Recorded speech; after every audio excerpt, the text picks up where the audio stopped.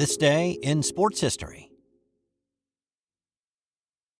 Hey, I'm golf broadcaster Matt Adams. The updated and expanded second edition of my book, The Golf Round I'll Never Forget, Golf's Biggest Stars Recall Their Finest Moments, is now available. Readers can expect to march with Arnie's Army at the 1960 U.S. Open, relive Jack Nicklaus's remarkable 1986 Masters win, and be amazed by the Tiger Slam. The Golf Round I'll Never Forget, Golf's Biggest Stars Recall Their Finest Moments. Pick it up where fine books are sold, including BarnesandNoble.com and Amazon.com.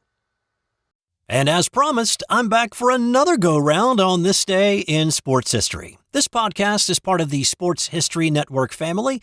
You can find more podcasts and more info at sportshistorynetwork.com.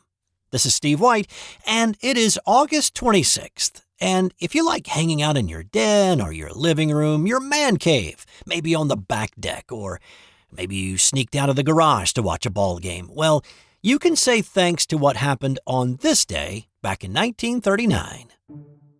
There were more people sitting at Ebbets Field that day than were watching on television, but this was indeed a more important event for the new technology of broadcast TV.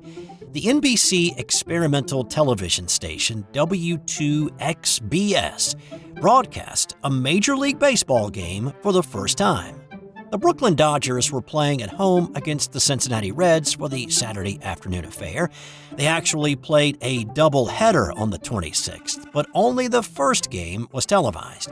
More than 33,000 fans shuffled to their seats to watch the game in person, while only about 400 or so were able to watch it on television screens in the New York State area. This was definitely the infancy of television. It wasn't even until April 30th of that year that television broadcasting even began in the U.S. At the opening of the New York World's Fair 4 months earlier, NBC aired President Franklin D. Roosevelt's welcome address via television. At this stage, televisions were incredibly expensive, so only the wealthy and the enthusiastic first adopters had purchased one. For the game, only 2 cameras were used. One was set up in the upper deck down the third base line, and another at ground level behind home plate. Radio play-by-play man Red Barber, who had broadcast the first Dodgers games on radio on April 18th of that year, was tapped to provide the commentary on the action of this ball game, and he worked solo from the upper deck. He did not have the benefit of a monitor, and he had to keep a constant check on where the cameras were pointed to predict what they were showing for the folks watching at home. It had been Barber's idea to attempt to broadcast the game via television. He had to convince Dodger GM Larry MacPhail that it was a good idea. That probably wasn't that hard to sell. MacPhail had been a forward thinker on radio broadcasts when he was the GM of Cincinnati. And it's a good thing, actually, that it was MacPhail, because prior to his arrival, the 3 New York clubs, the Yankees, the Dodgers, and the Giants, colluded to keep their games off radio, fearing that they would hurt attendance. The 3 clubs had actually signed an agreement in 1934 to ban radio broadcasts at their home parks. MacPhail ended that at the start of the season in 1939, and he was able to show that the opposite actually happened. Radio broadcasts created interest and exposure and drew more people to the ballpark. In the ballgame on this day, the Dodgers gave Barber something to talk about in the second inning when they played it 2 runs. The game stayed that way until the 8th when the Reds scored 5, aided by 2 errors by catcher Babe Phelps. Cincinnati won the first televised game 5-2. After the ballgame, Barber had to sprint downstairs and onto the field to conduct post-game interviews with Reds manager Bill McKechnie and Dodgers shortstop and skipper Leo DeRocher. The experiment that happened on this day did not lead to an explosion in television coverage. It was more of a slow burn. It wasn't until 8 years later, in 1947, that the World Series was broadcast and became an annual event. Regular broadcasts of baseball games really did not happen until 1953, when more and more people began adding televisions in their homes. But the next time you happen to sit down to watch a game on your television, Give a little nod and thanks to Red Barber, Larry McPhail, and the old Brooklyn Dodgers for taking a chance on broadcasting a game on this day in 1939. On this day in 1987, Paul Molitor's attempt to equal Ty Cobb's streak of hitting in 40 consecutive games came up just a game short. Molitor went 0 for 4 in this game. His Milwaukee Brewers were playing at home against Cleveland. He reached base in the 8th, but it was an obvious error by the Indians' first baseman. The game went to extra innings, and Molitor was actually standing on the on-deck circle when teammate Rick Manning singled home the winning run. Molitor's streak was the longest in the majors since Pete Rose's 44-game streak in '78, and the longest in the American League since Joe DiMaggio's 56-game hitting streak back in 1941.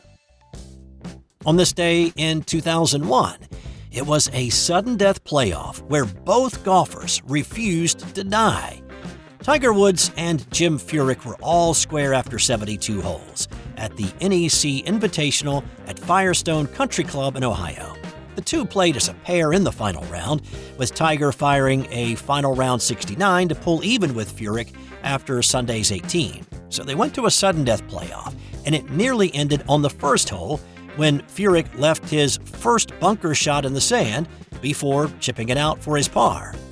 Furyk had a chance to win it on the second playoff hole, but his birdie putt skirted the lip and it refused to drop. Furyk had chances to win on the third and fourth playoff holes, but both birdie putts there were off the mark. A couple of scrambling pars on the fifth playoff hole continued the action.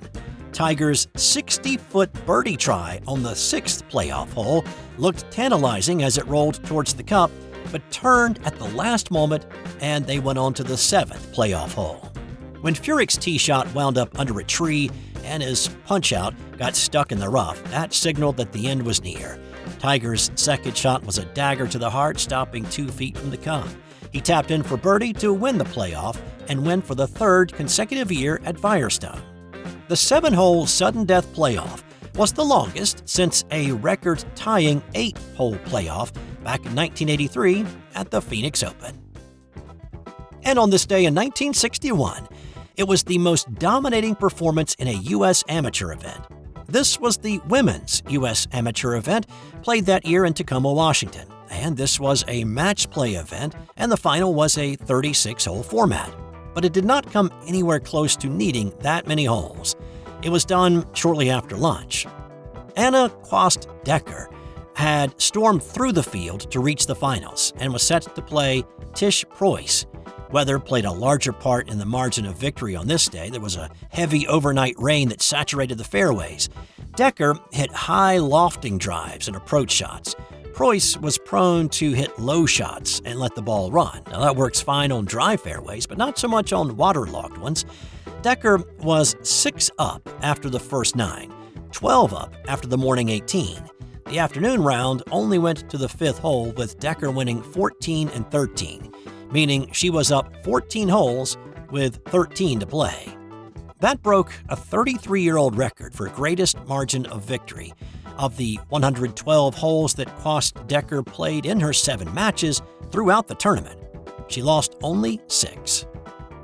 And on this day in 1973, the movie Bang the Drum Slowly, starring Robert De Niro as a baseball player with a terminal illness, debuted in theaters. Yankee Stadium and Shea Stadium were both used for baseball scenes in the movie that some have in their top sports movies of all time. For those sensitive guys out there who don't like to show their emotions, you may want to choose a point towards the end of the movie to go chop some onions or something. Time now for today's Nothing to Do with Sports fun fact. Charlie Chaplin once lost a Charlie Chaplin look-alike competition. In 1975, a few years before he died, the little tramp entered a look-alike contest in France, and he came in 3rd. Not 1st. That's all I've got for you today. You have a great day, and I'll see you back here tomorrow for another edition of This Day in Sports History.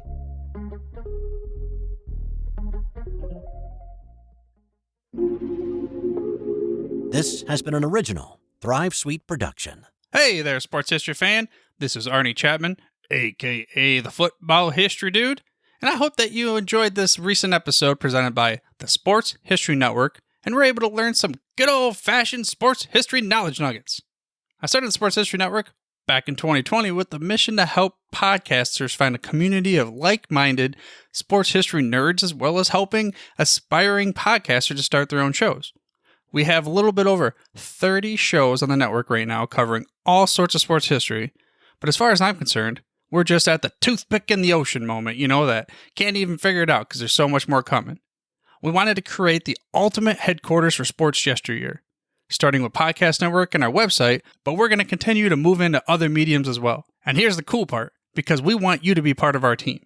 So if you're interested in starting your own podcast, or maybe being a guest on one of our shows, or who knows, maybe even writing an article for us over on the website. Seriously, all you gotta do is reach out to us on the contact page over at sportshistorynetwork.com. You can be as technologically savvy as a Neanderthal tapping on a stone trying to figure out this whole hieroglyphics thing back in the day.